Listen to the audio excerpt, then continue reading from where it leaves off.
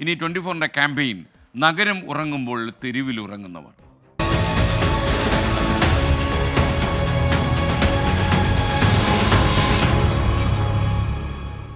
തൃശൂർ നാട്ടിക തൃപ്രയാറിലെ നാടോടികളുടെ അപകട മരണത്തിന് ഏറെ പ്രസക്തമായ ഒരു ചോദ്യം പിന്നാലെ വരുന്നു. മെട്രോ തൂണുകൾക്കിടയിലും പാലത്തിനടിയിലും അഭയം തേടുന്ന ആളുകളുടെ പുനരധിവാസം. ഇത്തരം ആളുകൾ കൂടുതലുള്ള സ്ഥലമാണ് കൊച്ചി നഗരം. നഗരത്തിലെ മെട്രോ തൂണുകൾക്കടിയിലെ ജീവിത കാഴ്ചയിലേക്കാണ് നമ്മളിനി പോകുന്നത്.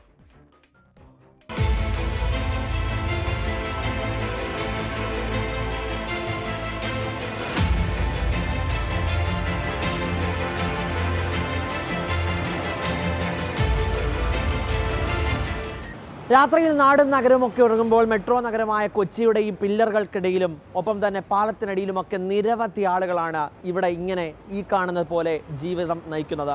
ഇവർക്ക് കൃത്യമായി എന്ത് കഴിക്കണമെന്നോ എവിടെ വസിക്കണമെന്നോ അറിയാത്ത സാഹചര്യമാണുള്ളത്.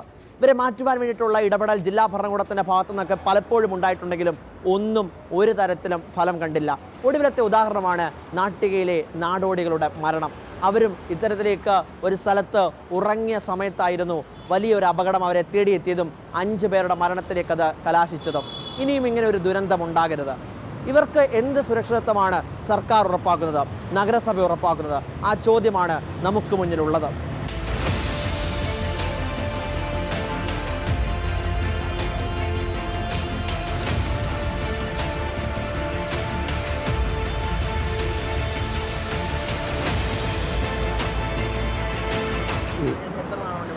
நான் 1 மாதம் 2 மாதம் ഉണ്ടാവും, ഇല്ലെങ്കിൽ നാട്ടിൽ പോകും. ഇല്ല, ഞാൻ മകനെ +2 പഠിക്കുന്നുണ്ട്. അപ്പോൾ ഡിഗ്രി പൂർത്തിയായി. ഞാൻ ഇവിടെ താമസിക്കുന്നു നാട്ടിൽ. അല്ല, ഞാനും 15 ദിവസം 20 ദിവസം 1 മാസം ഉണ്ടാവും. പിന്നെ നാട്ടിൽ പോകും. അപ്പോൾ അർജൻറ്റ് എന്താ ഫോൺ വിളിച്ചാൽ വേറെ വിളിച്ചാൽ ഞാൻ ഓടി പോകും. ഞാൻ മിനിമം പൈസ വെക്കും. എന്താ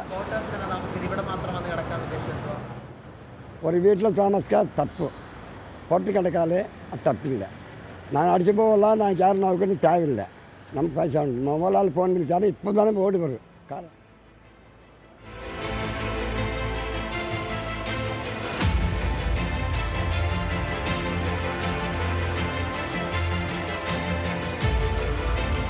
സ്ത്രീകളും കുട്ടികളും അടക്കം നിരവധി ആളുകളാണ് ഈ നഗരത്തിന്റെ ഹൃദയഭാഗം കേന്ദ്രീകരിച്ച് ഇങ്ങനെ ജീവിക്കുന്നത്. പാലാരിവട്ടം, MG റോഡ്, കലൂർ തുടങ്ങിയ പ്രദേശങ്ങളിലൊക്കെ തന്നെ നമുക്ക് സഞ്ചരിക്കുമ്പോൾ ഇങ്ങനെ കാണാൻ സാധിക്കും.